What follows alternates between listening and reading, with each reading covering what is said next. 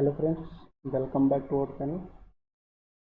तो आज हम लोग डिस्कस करेंगे रेलवे ग्रुप बी के मैथ के प्रीवियस ईयर के क्वेश्चंस का। जो 2018 में यानी कि सितंबर 2018 में जो पेपर हुआ था ग्रुप डी का, तो उसमें जो मैथ के क्वेश्चंस आए हुए थे वो सारे इस वीडियो में मैंने प्रोवाइड कराए हैं। इसके बारे में देखेंगे किस तरीके से क्वेश्चन आज पूछा गया था। ठीक है, और ये सारे प्रीवियस ईयर हैं। इसके बाद प्रैक्टिस सेट भी स्टार्ट करेंगे। आज प्रीवियस ईयर का ये पहला सेट है। ठीक है, तो आइए देखते हैं। तो पहला क्वेश्चन आया था जो कि पिता की आयु पुत्र की आयु की 4 गुनी है, 20 वर्षों में उसकी आयु उसके पुत्र की आयु की केवल 2 गुनी होगी, तो उनकी आयु ज्ञात कीजिए। ठीक है, तो इस तरीके से ऑप्शन दिया गया था। और 40 वर्ष 10 वर्ष, 60 वर्ष 15 वर्ष, 36 वर्ष 9 वर्ष और 44 वर्ष 11 वर्ष। ठीक है, तो इसमें देखिए सही का ये टिक चलेगा, यही ऑप्शन सही हो जाएगा। तो देखते हैं किस तरीके से लगाया जाता है। तो मान लीजिए पुत्र की आयु जो है वो x है, तो पिता हो जाएगा 4x, क्योंकि यहाँ पे 4 गुनी बताया गया है। ठीक है, अब कह रहा है कि 20 वर्ष में उसकी आयु उसके पुत्र की आयु की केवल 2 गुनी है, तो 20 वर्ष में यानी कि 20 वर्ष पिता की आयु में जुड़ेगा और 20 वर्ष पुत्र की आयु में भी जुड़ेगा। ठीक है, तो बोल रहा पिता की आयु पुत्र की आयु की दोगुनी हो जाएगी, तो पुत्र की आयु दोगुनी कर देंगे और इसको बराबर कर देंगे। ठीक है, 20 वर्ष बाद ये क्वेश्चन के साथ अभी इस समीकरण को सॉल्व कर लेंगे। तो 4x प्लस 20 और यहाँ 2x प्लस 40। ठीक है, चार को छांतर करेंगे तो 2x इधर आएगा, तो 4 में से 2 गए 2x और 20 उधर जाएगा, तो 40 में से 20 गए 20, तो x बराबर आ जाएगा 20/2। तो x का मान आ जाएगा 10 वर्ष। ठीक है, अब x का मान जो आ गया 10 वर्ष, तो मैंने माना था पुत्र की आयु x वर्ष। ठीक है, तो यहाँ से पिता की आयु निकाल सकते हैं 4x यानी कि 4 × 10 बराबर 40 वर्ष। आपका आंसर हो जाएगा 40 और 10 वर्ष। अब यहाँ पर ऑप्शन से भी किया जा सकता है इस क्वेश्चन को। ऑप्शन में देखिए 40 वर्ष और 10 वर्ष है। ठीक है, तो इसमें पहले बताया गया कि पिता की आयु पुत्र की आयु भी 4 गुनी है, तो देखिए 10 × 4 10 चौक 40 हो रहा है। अब इसके बाद पुत्र की आयु 20 वर्षों में उसकी आयु पुत्र की आयु की केवल 2 गुनी होगी। ये तो 20 वर्षों में अगर हम करें तो ये हो जाएगा 40 20 60 और 10 20 30। ठीक है, तो यहाँ से देखिए ये 2 गुना आ रहा है, तो इस तरीके से ऑप्शन सही हो जाएगा। ऑप्शन चेक भी किया जा सकता है। चलिए नेक्स्ट क्वेश्चन देखते हैं। जब सॉल्व करने के लिए क्वेश्चन आया था कि इसका मान क्या होगा ये बताना था। तो देखिए पहले इसमें हम क्या करेंगे, 13 से डिवाइड है तो पहले डिवाइड कर देंगे। 13 से इसको कैंसिल करेंगे तो यहाँ से आ जाएगा आपका ये 265। ठीक है, 3445 को भाग करेंगे तो इसके बाद 18 × 16 है, तो 18 × 16 कर देंगे, यह आपका आ जाएगा 288 और माइनस 265, तो माइनस कर देंगे तो ये आ जाएगा फाइनल 23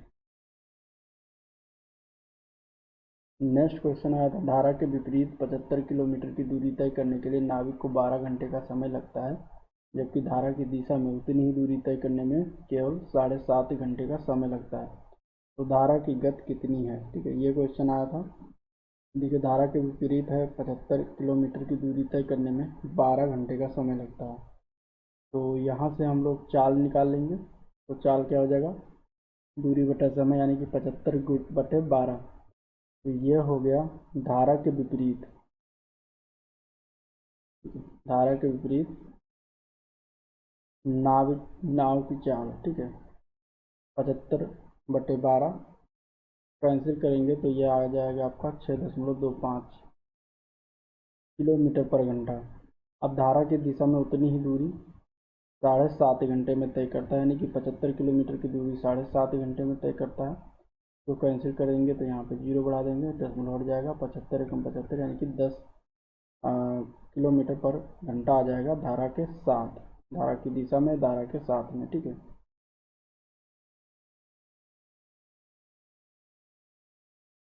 तो ये आपका हो गया धारा के विपरीत यानी कि बी माइनस एस, और ये धारा के साथ यानी कि B plus S. Boat, B means boat, S माने स्ट्रीम यानी कि धारा। तो इस तरीके से इसको सॉल्व कर लेंगे। दो समीकरण आ गया, एक आ गया बी माइनस एस बराबर 6.25 और एक आ गया बी प्लस एस बराबर 10। यहाँ से एस को कैंसिल हो जाएगा, जोड़ेंगे तो ऊपर माइनस है नीचे प्लस है, तो यहाँ बचेगा 2b और ये हो जाएगा आपका 16.25। यहाँ से b का मान निकाल लेंगे, 2 से भाग करेंगे तो ये आ जाएगा 8.125। ये आ गया बोट चाल। हमें निकालना धारा की गति, तो धारा की गति ज्ञात करने के लिए मैंने यस माना था, तो इसमें या इस समीकरण में या इस समीकरण में, दोनों में से किसी एक में बी का मान रख देंगे, तो इस तरीके से स्ट्रीम का मान निकल आएगा।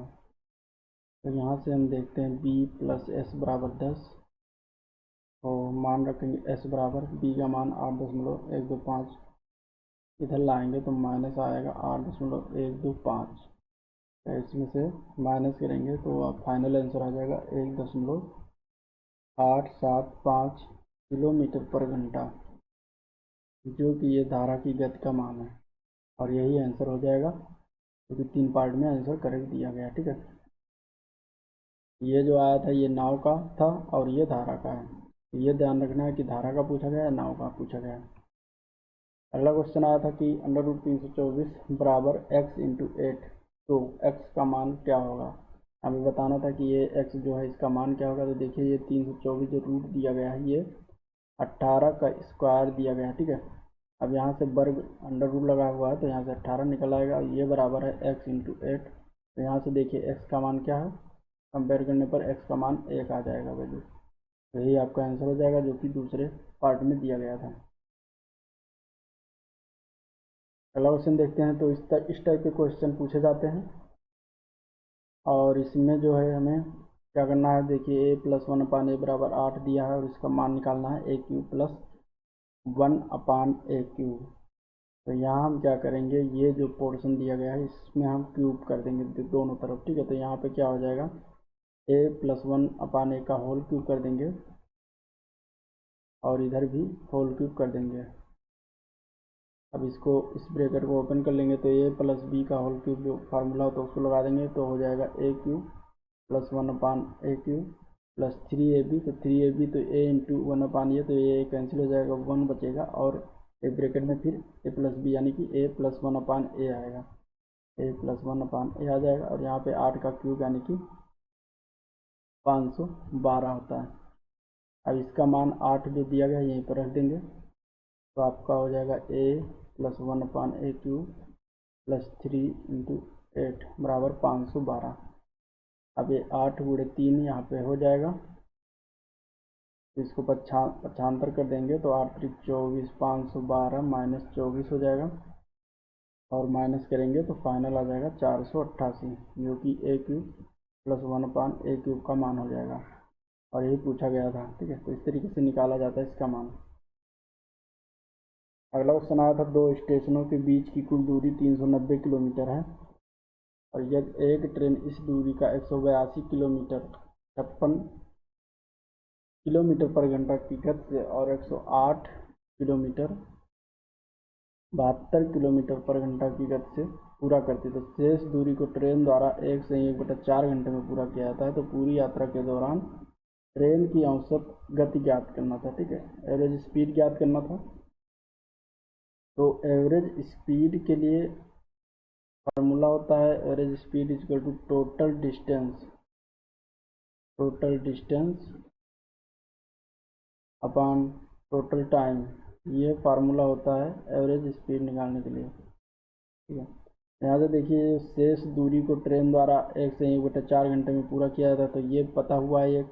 और ये जो पहली दूरी 182 किलोमीटर चलती है 56 किलोमीटर पर घंटा की गति से। ठीक है, और दूसरी दूरी जो 108 किलोमीटर चलती है 72 किलोमीटर पर घंटा की गति से। तो यहाँ से हमें समय निकालना, पहली दूरी से हम समय निकालेंगे, तो समय बराबर हो जाएगा दूरी बटा 4, 182/56।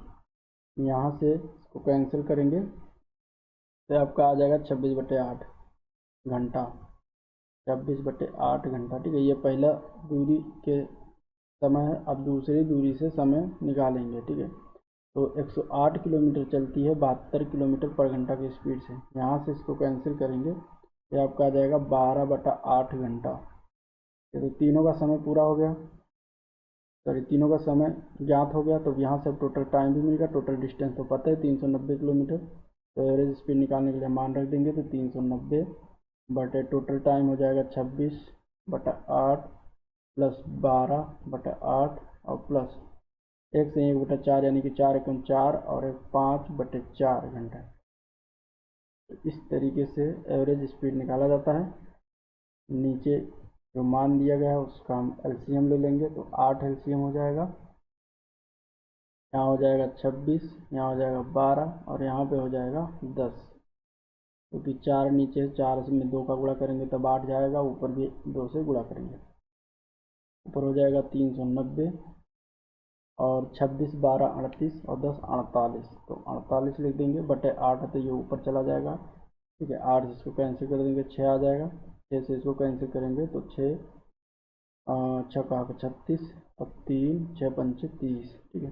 फाइनल आपका आ जाएगा 65 किलोमीटर पर घंटा, जो कि ये आपका एवरेज स्पीड होगा। और यही पूछा गया है, तो इस तरीके से निकाला जाता है, क्योंकि चौथे पार्ट में दिया गया था। अगला क्वेश्चन देखते हैं।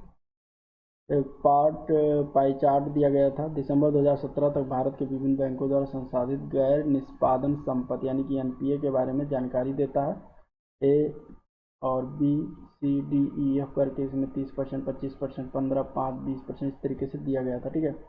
अब इसे पूछा गया था कि यदि सभी बैंकों के अंतर्गत कुल एनपीए 300 लाख करोड़ है, ठीक है, तो दिसंबर 2017 तक बैंक ए का एनपीए कितना होगा। तो देखिए इसमें टोटल दिया गया है 300 लाख करोड़, यानी कि अब इसमें एक वृत्त में दिया गया ये चार्ट है, तो वृत्त का यानी कि परसेंटेज में दिया गया तो 100% होता है, तो 100% का मान दिया गया 300 लाख करोड़, ठीक है। तो 100% बराबर 300 लाख करोड़ कर देंगे।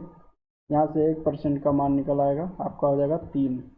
अब देखिए हमारा पूछा गया ए का, तो ए का है 30%, ठीक है। तो 30% बराबर कितना हो जाएगा, 30% हो जाएगा 3 × 30 या 30 × 3, तो 30 या 90 लाख करोड़ हो जाएगा, यही आंसर। इस तरीके से इसका बी पार्ट सही हो जाएगा। अब इसमें अगर बी का पूछा गया होता तो बी का है 25%, तो 25 × 3 कर देते, क्योंकि हमें 1% का मान मालूम हो गया। यहाँ से हम किसी का भी मान निकाल सकते हैं, सी डी ई और एफ सभी का मान बारी बारी करके से निकाला जा सकता है, ठीक है। 1% का मान दिया गया, आप यहाँ से 25% निकाल सकते हैं, 15% निकाल सकते हैं, 5% भी निकाल सकते हैं। इस तरीके से मान पूछा गया था। अगला क्वेश्चन आया था कि एक कबड्डी टीम द्वारा कुछ मैचों की एक श्रृंखला में प्राप्त किए गए अंक निम्नलिखित हैं। अब टीम द्वारा प्राप्त अंकों की मध्यिका ज्ञात करनी थी, ठीक है। मध्यिका ज्ञात करने के लिए क्वेश्चन मध्यिका से जरूर बनता है। तो मध्यिका ज्ञात करने के लिए सबसे पहले जो दिए गए होते हैं अंक, उनका हम क्या कहते हैं कि आरोही क्रम में लिख लेते हैं, यानी कि सबसे छोटे इसके बाद बड़े बढ़ते हुए क्रम में अंकों को पहले अरेंज कर लेते हैं। तो यहाँ पे देखिए सबसे छोटा जो अंक है वो 2 है, 2 को लिख लेंगे। उसके बाद 2 के बाद देखिए इसमें सबसे छोटा अंक जो आता है वो 5 आएगा, 5 को लिख लेंगे। 5 2 5, इसके बाद 6 नहीं 7, 7 यहाँ पे है, 7 लिखेंगे। इसके बाद 7 यहाँ पे, इसको भी लिख लेंगे। फिर इसके बाद 8 यहाँ पे, 8 को लिख लेंगे। एक 8 यहाँ पे, इसको भी लिख लिया जाएगा। फिर 8 के बाद 9 10, 10 यहाँ पे है, ये भी लिख लेंगे। यहाँ पे भी है, ये भी लिख लेंगे। 10 के बाद 11 भी नहीं है, 12 भी नहीं है, 13 भी नहीं है, 14, 14 यहाँ पे, तो 14 को लिख लेंगे। 14, 14 के बाद 15, 15, 15 के बाद 16 नहीं है, 17 नहीं है, 18 हो जाएगा। 18 के बाद 17 ये है, 17, इसके बाद 18, 18 हो जाएगा। इसके बाद 19 20 21 22 23 24 24 है, 24 यहाँ पे लिख दिया जाएगा। 24 के बाद 27 भी है, ये देखिए, ठीक है। फिर 28। अब इन सारे मान को हम जो है एक बच गया ये 48, फाइनल 48 भी लिख दिया जाएगा। 1 2 3 4 5 6 7 8 9 10 11 12 13 14 15 16, ठीक है। टोटल सारे मान जो है 16 हैं।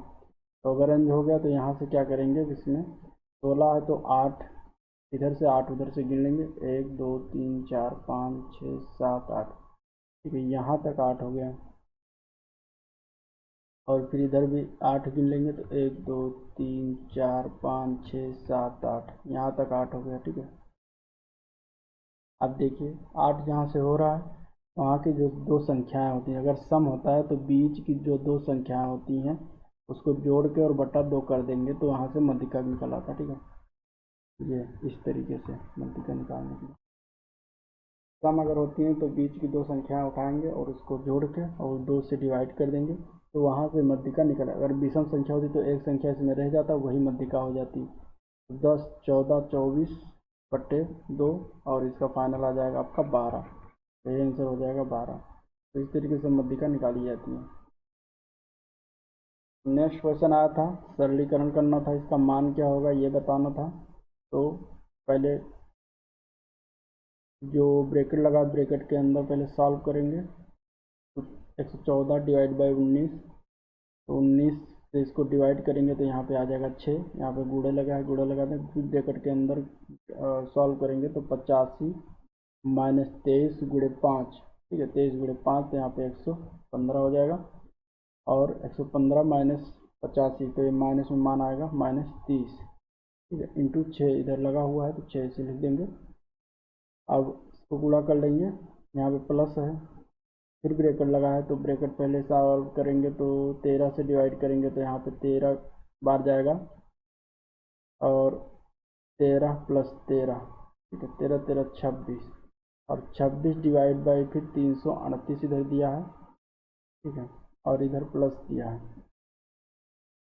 तो यहाँ से इसका मान हो जाएगा 26 से 338 को डिवाइड करेंगे तो आपका आ जाएगा 13, ठीक है, और माइनस 6 3 18 यानी कि 180 आ जाएगा।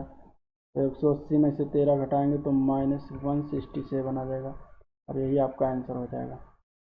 सरलीकरण करना इस तरीके से इसको सॉल्व कर सकते हैं। अगला क्वेश्चन है कि निम्नलिखित समीकरण को हल करना है। देखिए इस टाइप के क्वेश्चन सॉल्व करने के लिए पहले जो मान लिखा हुआ है 2 की पावर 2x प्लस 3, देखिए ए के फार्मूला होता है कि ए की पावर m इंटू ए की पावर n अगर हो तो इसको हम क्या लिख सकते हैं, ए की पावर m प्लस n लिख सकते हैं, ठीक है।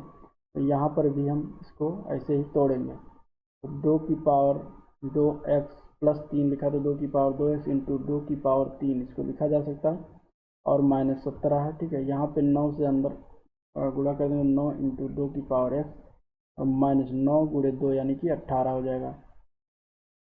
अब देखिए एक और फार्मूला होता है ए की पावर m की पावर n अगर है तो इसको अगर ब्रैकेट हटाएंगे, ब्रैकेट के अंदर n लाएंगे तो ये आपका हो जाएगा ए की पावर mn, ठीक है, mn तरीके से इसको लिखा जा सकता है। तो यहाँ पे देखिए 2 की पावर 2 इंटू एक्स है, तो यहाँ पर हम लिखने के लिए 2 की पावर x का स्क्वायर इस तरीके से इसको लिख सकते हैं, और 2 की पावर 3 यानी कि 8 -17 तो इधर लाएंगे सारे तो प्लस 18 आएगा, और ये प्लस है तो ये -9 इंटू 2 की पावर x आ जाएगा।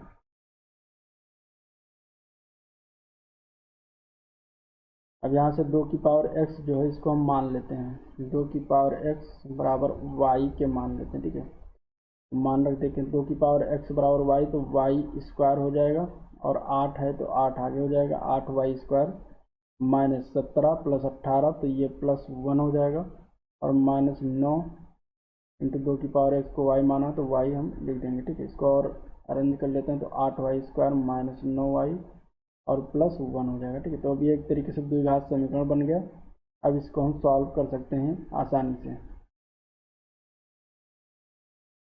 तो यहाँ से देखिए 8 एकम 8 यानी कि 8 और 1 9 टूट रहा है, तो यहाँ से लिख देंगे 8y माइनस वाई प्लस 1। इस तरीके से इसको तोड़ लेंगे 9y को, और इसके बाद यहाँ पर हो जाएगा आपका, यहाँ से दोनों में से कॉमन है जो, उसको ले लेंगे बाहर। तो 8y कॉमन, यहाँ पे y बचेगा, माइनस 1 बचेगा यहाँ पर, ठीक है। यहाँ पे माइनस 1 कॉमन लेंगे तो y माइनस 1 बचेगा, y माइनस 1 हो जाएगा एक ब्रैकेट में, और एक ब्रैकेट में 8y माइनस 1 हो जाएगा। अब देखिए y बराबर 1 आ गया और y बराबर 1/8 आ गया, दो मान आ गए, ठीक है। अब y का मान मैंने माना था 2 की पावर x, यहाँ पे वैल्यू रख देंगे 2 की पावर x बराबर 1। देखिए 2 की पावर x बराबर 1 मतलब तो लिखा जा सकता है 2 की पावर 0, ठीक है। इसका मान 1 ही होता है। अब यहाँ से घात कंपेयर करेंगे तो x का मान आ जाएगा 1, यहाँ से 0, और यहाँ पर भी 2 की पावर x बराबर 1/8 करेंगे, 2 की पावर x अपान 1/2 की पावर 3 इसको लिखा जा सकता है। अब इसको ऊपर ले जाएंगे तो 2 की पावर x बराबर 2 की पावर -3 हो जाएगा, ठीक है। और यहाँ से घात का कंपेयर करेंगे तो x बराबर -3 हो जाएगा। तो दो मान x के निकलेंगे, एक -3 और एक 0, जो कि दूसरे पार्ट में दिया गया है। इस तरीके से इसका आंसर -3 और -0 हो जाएगा। अगला क्वेश्चन आया था कि 2735 रुपये का 4 वर्ष के लिए 5% वार्षिक ब्याज की दर से साधारण ब्याज की दर से अर्जित ब्याज होगा। ब्याज पूछा गया था, तो इजी क्वेश्चन था। इसमें फार्मूला बेस्ड क्वेश्चन इस तरीके से पूछे जाते हैं जी, ठीक है। तो यहाँ से जो फार्मूला होता है SI बराबर P into R into T upon 100, ठीक है। P मूलधन है, R रेट है और T समय है। तो मान रख देंगे, P का मान है 2735 गुणे 4 वर्ष समय दिया गया, 5% वार्षिक अपान 100 कर देंगे। यहाँ से देखिए 5 4 25 1400, ठीक है। उसके बाद 5 से काटेंगे तो 5 25, 5 से इसको कैंसिल करेंगे तो 5 दूनी 10, 5 25 और 2, यहाँ हो जाएगा 23, 5 चौके 20, 3 5 सत्ते 35, ठीक है। तो SI बराबर आपका आ जाएगा 547 रुपये, जो कि चौथे पार्ट में दिया गया है। तो इसका आंसर हो जाएगा चौथा पार्ट सही। इस तरीके से इजी क्वेश्चन था, पूछा गया था ग्रुप डी के 2018 के पेपर में। नेक्स्ट क्वेश्चन आया था x और y दो पाइप क्रमशः 24 घंटे और 32 घंटे में एक टैंक को भर सकते हैं। यदि दोनों पाइप एक साथ खुले हों तो पहली पाइप को किस समय बंद कर देना चाहिए जिससे टैंक भरने में केवल 16 घंटे ही लगें, ठीक है। तो इस तरीके से क्वेश्चन पूछा गया। तो देखिए x 24 घंटे में भरता है और y जो है 32 घंटे में भरता है। दोनों का एलसीएम लेंगे तो 96 आ जाएगा, और 24 चौका 96 और ये 3, ठीक है। 1 मिनट में ये मान के चलिए कि 1 घंटे में 4 लीटर और 1 घंटे में ये 3 लीटर भरता है। इस तरीके से आ गया। अब इसमें कह रहा है कि 16 घंटे ही लगे, ठीक है, जिससे टैंक भरने में 16 ही घंटे लगे। यदि दोनों पाइप एक साथ खुले हों तो पहली पाइप को किस समय बंद कर देना चाहिए जिससे टैंक को भरने में 16 घंटे ही लगें। तो 16 घंटे जो बी पाइप हो 16 घंटे चलेगी, वाई पाइप जो है 16 घंटा लगातार चलेगी। तो 16 गुणे 3 यानी कि 48 लीटर ये भरेगी, ठीक है। तो 48 लीटर अगर हम इसमें से घटाएंगे 96, टोटल 96 लीटर है, तो यहाँ से शेष आपको बचेगा 48 लीटर भरना है।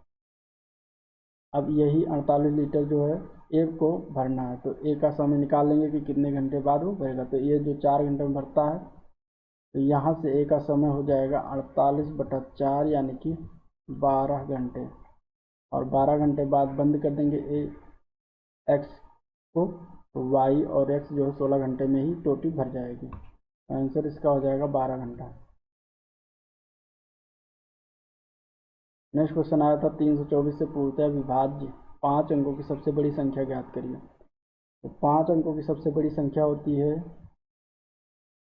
नहीं चलेगा, ठीक है, 99,999, ये होता है 5 अंकों की सबसे बड़ी संख्या। तो इसे हम क्या करेंगे, पहले 324 से डिवाइड करेंगे, क्योंकि भाज्य निकालना है 5 अंकों की सबसे बड़ी संख्या, तो 324 इसको हम भाग करेंगे, जो शेषफल आएगा इसी बड़ी संख्या में से उसको हम घटा देंगे, तो सबसे बड़ी पूर्णतः विभाज्य होने वाली संख्या पता चल जाएगा।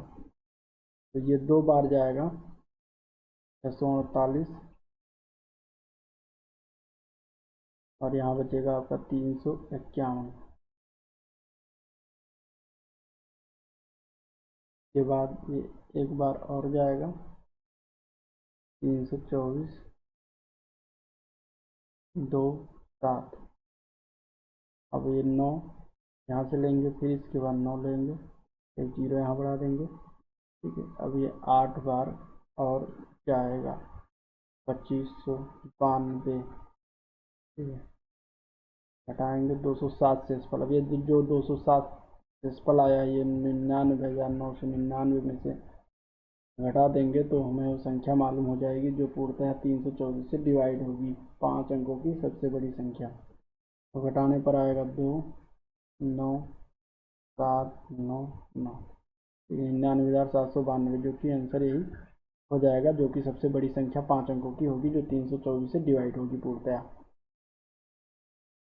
अगला क्वेश्चन आया था, सरल करना था, तो इसमें 1.1 गुणे 0.1 गुणे 0.01, ठीक है। तो देखिए 11, अब 0 हटा दीजिए, अगर हम गुणा करें तो यहाँ पे देखो दशमलव हटा के गुणा करें तो यहाँ पे 11 आएगा, यहाँ पे 1 आएगा, यहाँ पे 1 आएगा, तो 11 एक हम 11 लिखेंगे, उसके बाद दशमलव को गिन लेंगे, तो एक कितने अंक के बाद दशमलव, तो 1 2 1 2, ठीक है। एक यहाँ पे है तो 1 2 3 4, 4 अंक के बाद दशमलव, तो 4 अंक के पहले दशमलव हम यहाँ पे लगा देंगे, और यही आपका आंसर हो जाएगा, जो कि सी पार्ट में दिया गया है। नेक्स्ट क्वेश्चन आया था कि दो संख्याओं का गुणनफल इतना है यदि उनमें से एक संख्या यह है, तो दूसरी संख्या क्या हो। तो दूसरी संख्या x मान लेते हैं, x इंटू 6.4 बराबर दिया गया 1.728, ठीक है। तो यहाँ से डिवाइड कर देंगे तो 1.728 बटे 6.4, ठीक है। यहाँ से हम पहले दशमलव को हटाएंगे तो 2 जीरो बढ़ा देंगे, यहाँ से दशमलव हट जाएगा, उसके बाद इसको हम डिवाइड करेंगे, ठीक है। यहाँ पे 800 हो जाएगा, 8 से डिवाइड करेंगे, ये आपका आ जाएगा 216, ठीक है। और इसको डिवाइड करेंगे तो यहाँ पे 100 हो जाएगा 8 से, और ये आपका आ जाएगा 27 बटे 100 आ गया फाइनल। x का मान हो जाएगा आपका 0.27, 0.27, और यही आपका आंसर है, क्योंकि नीचे 100 से डिवाइड करेंगे तो 0.27 हो जाएगा, इसीलिए इस तरीके से इसको निकालना था। अगला क्वेश्चन है कि निम्नलिखित में से कौन सी एक संख्या जो है परिमेय नहीं है। अपरिमेय संख्या पूछा गया है। तो देखिए अपरिमेय संख्या, इसमें से ये जो तीनों मान दिए गए हैं, इसमें हम इसका वर्गमूल निकालेंगे।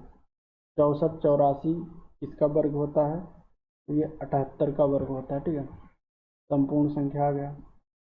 54 28 की बात करें तो ये 73.67 का वर्ग होता है, और 76 52 की बात करें तो ये 87.47 का वर्ग होता है। तो देखिए इसमें दशमलव आ रहा है, इसमें भी दशमलव आ रहा है, तो पूर्ण संख्या नहीं आ रही, तो ये अपरिमेय संख्या नहीं, ये अपरिमेय संख्या होगी, ठीक है। और पाई भी अपरिमेय संख्या, तो इसमें से चौथा पार्ट ही सही हो जाएगा, क्योंकि 78 पूर्ण संख्या आ रही, तो अपरिमेय संख्या नहीं होगी। अगला क्वेश्चन है कि 1 किलोग्राम मिश्र धातु में 32% कॉपर, 40% जिंक और शेष निकल, तो मिश्र धातु में कॉपर की मात्रा कितनी है, ठीक है। पूरा मिश्र धातु है 1 किलोग्राम, अब इसमें से 32% कॉपर है, 40% जिंक है, और शेष निकिल है, तो निकिल यानी कि टोटल 28% बचा जो निकिल है, ठीक है। फिर निकिल हो गया, फिर जिंक है, और ये कॉपर है। हमें निकालना है कॉपर की मात्रा कितनी होगी, तो 100% बराबर है 1 किलोग्राम, यानी कि 1000 ग्राम। 1 किलोग्राम में 1000 ग्राम होता है। यहाँ से हम 1% का मान निकाल लेंगे तो आपका आ जाएगा 10, ग्राम, ठीक है। 1% का मान पता हो गया। अब इसमें से कॉपर की मात्रा कितनी है, 32%, तो 32% कितना हो गया, यहाँ से इसे गुणा करेंगे तो 32 गुणे 10 यानी कि 320 ग्राम, ठीक है।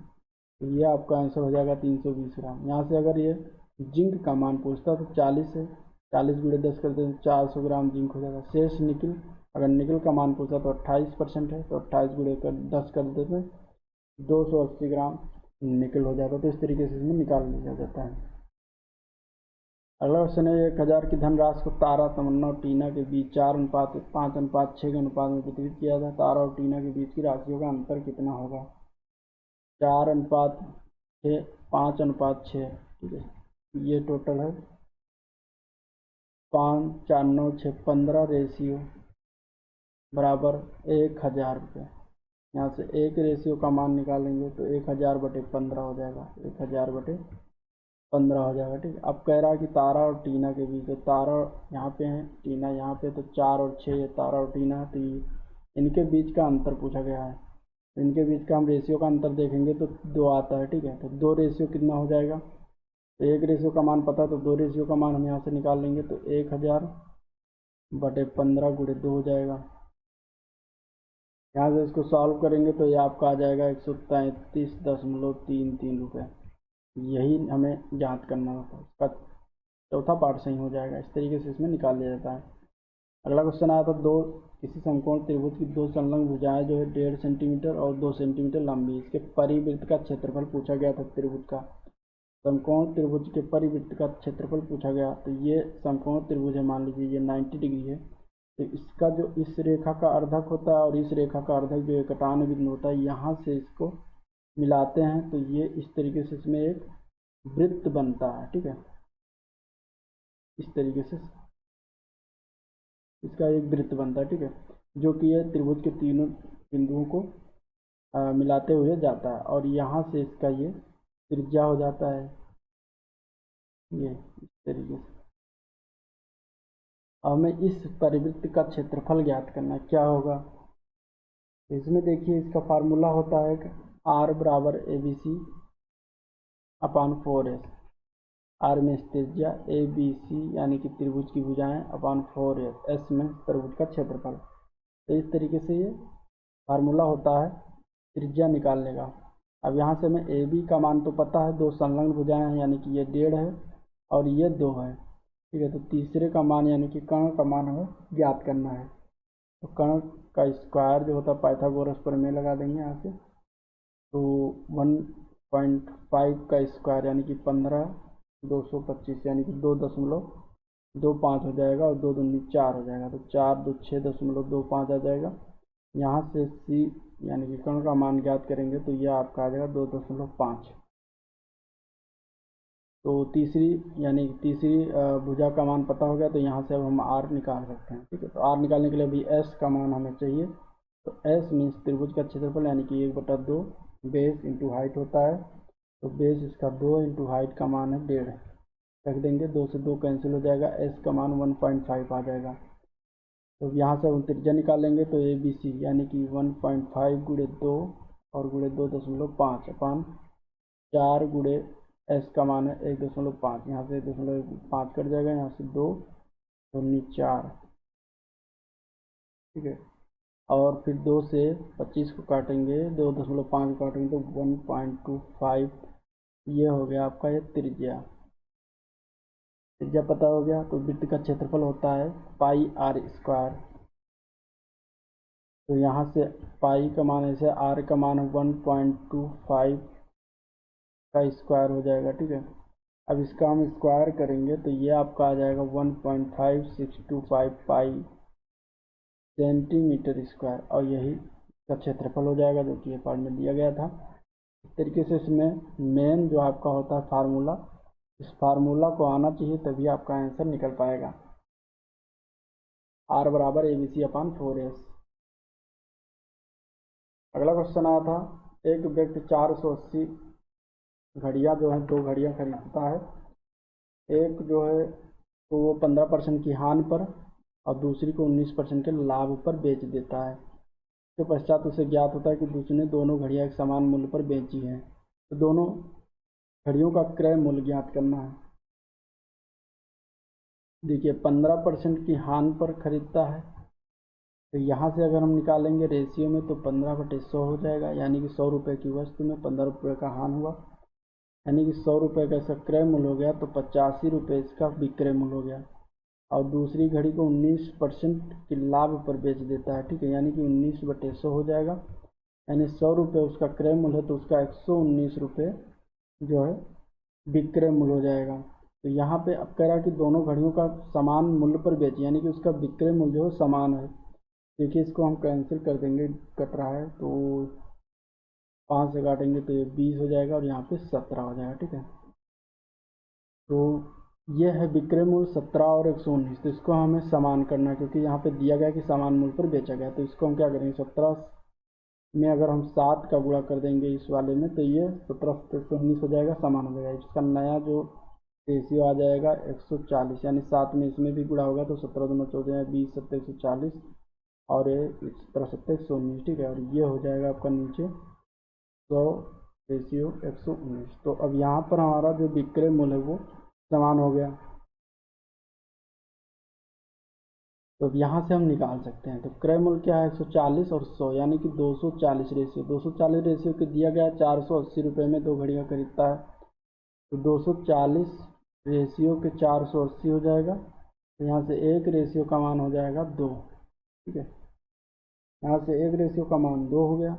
तो अब हम घड़ियों का क्रय मूल्य जो है अलग अलग हम ज्ञात कर सकते हैं। एक का 140 रेशियो, तो 140 गुणे 2 पहली का हो जाएगा 280 रुपये, और दूसरे का है 100 रेशियो, तो 100 गुणे 2 यानी कि 200 रुपये। तो दोनों घड़ियों का अलग अलग क्रय मूल्य, पहले का क्रय मूल्य 280 रुपये और दूसरे का क्रय मूल्य 200 रुपये हो जाएगा। तो इस तरीके से इसमें निकाला जाता है, ठीक है, जो कि ये सी पार्ट में दिया गया है, ठीक है। तो ये था ग्रुप डी का 2018 का क्वेश्चन, प्रीवियस ईयर का सितंबर महीने में जो पूछा गया था, ठीक है। इसका अगला दिन भी हम प्रीवियस ईयर के पेपर के क्वेश्चन लेके आएंगे जो ग्रुप डी के होंगे, और आपके रेलवे के NTPC जो CV2 और ग्रुप डी के लिए बहुत ही इंपॉर्टेंट, तो आप लोग देखिए, अगर पसंद आए तो लाइक और शेयर सब्सक्राइब जरूर करिएगा। तो आज के लिए इतना ही, मिलता है नेक्स्ट दिन, तब तक के लिए थैंक यू।